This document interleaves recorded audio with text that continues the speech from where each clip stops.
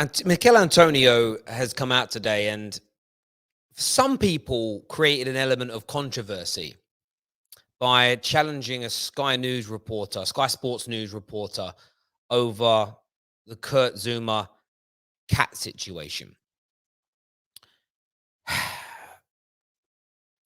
Everybody knows there isn't a person alive who is agreeing with, condoning, playing down, or accepting of what Kurt Zuma did to that innocent cat. Nobody, not a single person has played it down. Michail Antonio's question is right, it is topical, and these conversations need to happen. These conversations need to happen. We are seeing sponsors pull away from Kurt Zuma. We're seeing two sponsors now, Vitality and some Express World so-and-sos. I don't know who they are. They're involved with SeaWorld, ironically, have pulled away from West Ham. West Ham's decision to play Kurt Zuma, I think, has played a part in that, but they have done what they think is the virtuous and the moral thing to do, to walk away from West Ham. Adidas have said, absolutely not. We are no longer going to sponsor and be associated with a player who commits what we believe to be animal cruelty. Now, I think most football fans look at that and say, fair play to you. Fair play. That isn't the question here. There's two separate topics that have been raised. The word whataboutism is being thrown around as well. And I want to give my take. It's what we do here at the Football Terrace. We always tackle what we consider to be the tough conversations that are going on. Now, let's draw this up into little boxes for a moment before we bring it all together. First of all, there are certain elements of whataboutism that have no place in this conversation. There have been some idiots, in my view, that have said Kurt Zuma's had more media attention and there's been more outrage towards him than the Mason Greenwood circumstance. This is factually wrong. Factually wrong, and you can search it yourself. You can see how many news articles there are for the Mason Greenwood situation compared to the Kurt Zuma. Something like 5 times as many for Mason Greenwood, and in my opinion, rightfully so. That kind of whataboutism is mad. We shared a tweet earlier on today where somebody was saying, well, people want Zuma to lose his job for kicking a cat, but Hazard only got 3 games for kicking a ball boy. Again, the context, the circumstance, how the ball boy compared to the cat were kicked, completely different. These things are insanity, crazy, madness, have no place in this conversation whatsoever. It's the worst type of whataboutism. There's no correlation between the situations at all. And it's about people trying to defend their player, essentially. It's about people trying to say, yeah, why should we lose a centre-back when this team didn't lose an attacker? Yeah, but this happened and that happened and this behavior is worse and this guy was drink driving and this guy cheated with his brother's wife and this didn't happen. That stuff is crazy. That stuff has no place in this conversation whatsoever. But it's being thrown into the mix here. What Michail Antonio has come out and said, I'm going to say my piece on this, and I'm sorry if this triggers people. I think there are a number of people, especially from the Black and ethnic minority communities, who had this feeling over the last few days. They saw what Kurt Zuma did. They know it's terrible. They condemn it because you should condemn bad things. But I think there was a sense of waiting. Somebody was going to come out and say, it's worse than racism. Something to the effect of that. I woke up yesterday morning and there he is. The plank, Chris Kirtland. Chris Kirtland, who stated that kicking a cat is worse than racism. And we've seen a number of tweets and a number of people now talk about how racism is just words. And he needs apology, Chris Kirtland. He spoke about how, well, people that suffer from racism can stand up for themselves. People that suffer that have a racist tweet sent to them, they can stand up. They've got a community. The cat has no one. The lack of awareness and education and ignorance in this statement is absolutely spellbinding. And the amount of people on social media that have backed it and said, well, I kind of get where he's coming from. I know. No, there is zero. There's zero. Not at any level can this be defended. Can this be propped up? Can this be? There's nothing. There is no support for that. Racism is not just words. Racism has gone on for centuries and centuries, if not thousands of years.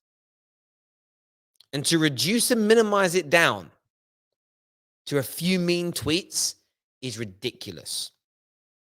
So that's the second point. The third point is what Michail Antonio has said. And he's right to ask that question back. I like it when people ask journalists questions back. Because, of course, it isn't. In my opinion, I don't care who this upsets, what Kurt Zuma did to the cat is abhorrent. It's not as bad as racism. In my opinion. And I'm allowed to think that. But they're all terrible. But what Michail Antonio is talking about is what's the standard now? We have seen two of the Premier League's best ever players commit racial offenses on the field of play to other professionals. They may have had bans. They may have had fines. I don't think they got fined £250,000, by the way. What did their clubs do to them? Why didn't any of them lose sponsors? And this is, for anybody that has suffered at the hands of racism, feels connected to it, empathizes with it, is educated on it, whatever it may be, to not ask these questions at this pivotal moment is key. To not, when a precedent has been set by Adidas, by Vitality, by other sponsors, you have to set the stall out.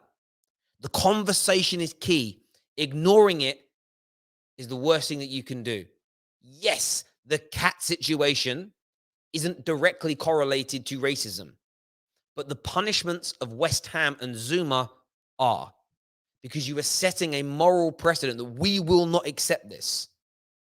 So the next time a club is in trouble because it's been covering up racism within the training ground, the next time a player commits an offense, the next time fans commit an offense, what will the punishment be? Will it eclipse? Will it eclipse? Will it be greater than the punishment for hurting an innocent cat? Of course, both things need to be condemned. Nobody is playing down. Michail Antonio isn't playing down what happened to the cat. I've seen so many replies saying, oh, what they're not the same. Why are you bringing it up? This is about the cat. This is about animal cruelty. Nothing to do with racism. You're missing the point. You're missing the point. Where is the energy the other way around? Where is the attention the other way around? That is what the conversation is about. And as I've stated at the beginning, Chris Kirtland is a plank. He is an idiot. I don't care. I listened to his apology. The ignorance of the man, no education on the matter whatsoever. None. No understanding of the deeper rooted problems. But that is the issue. He said what he said because he thought it was okay. He said what he said because he doesn't understand. And if he and millions of others like him are not understanding, how are we going to empathize and make things better as a society, as a community, to make us closer together? The first thing you have to do is understand it and know that it exists, what it looks like. And I talk about this quite a lot within football because football is something I love. It's an escapism for me. It's an environment that I love to be in. But I want it to be as inclusive and as open as possible.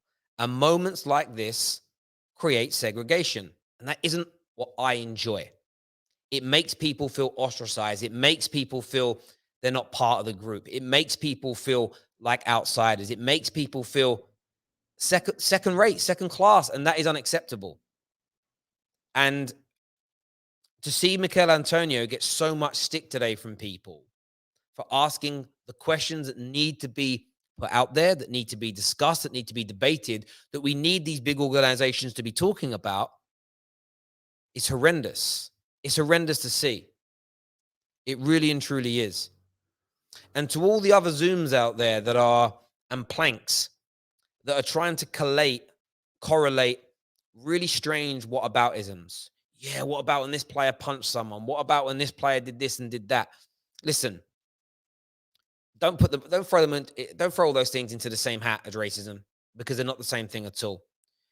We're also pushing now. I think society is pushing now for football to be held more accountable, football to be held to a higher regard, players to be accountable for behaviors and actions like we never did before. We spoke about it on the Straight Facts podcast only a week or so ago. And you think about players in years gone by, like Paul Gascoigne, who are still loved and adored. And you think, should they be?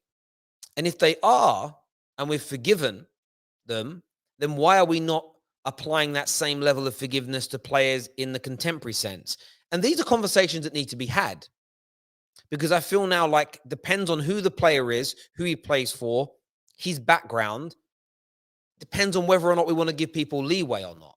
And I've always been a firm believer in it should never be about the person who does something. It should be the action they undertake. But society often works in reverse. We often focus on who has done it rather than what they have done. Who has done it rather than what they have done? Would the general British public be as angry if Declan Rice had done this? And I'm sorry to throw Declan Rice's name into it, but I think the example is needed.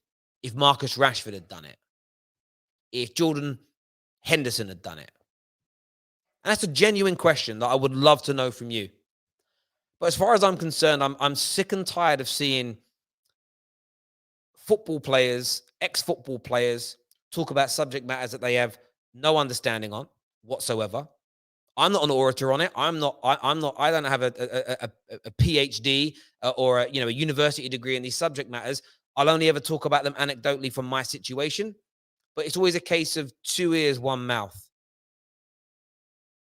Every single time. Listen, learn. I only really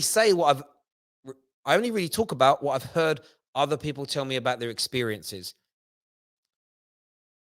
The next time there's an incident that's not related to racism and you want someone punished, you don't bring racism up. It is a completely separate issue. When it does need to come up is when precedents are set by the sponsors, by the clubs for punishments. That's the only time. Because of course, a person of color, someone who identifies as an ethnic minority within the UK, and I'm going to keep it specific to the UK for this reason, because it's Premier League based right now, but this does go across the world. They want to see that if somebody from their community is abused, assaulted, racially discriminated against, that the punishments are met as quickly, as swiftly, and as measurably as they've seen with Kurt Zuma and the cat situation. I don't think that is an unfair request. I don't think that is something that should even be challenged. And if you are challenging that, oh, you're always going on about racism. Why is it about racism? Why does it matter? Anything to the effect of that, you need to take a very, very, very long, hard look at yourself in the mirror.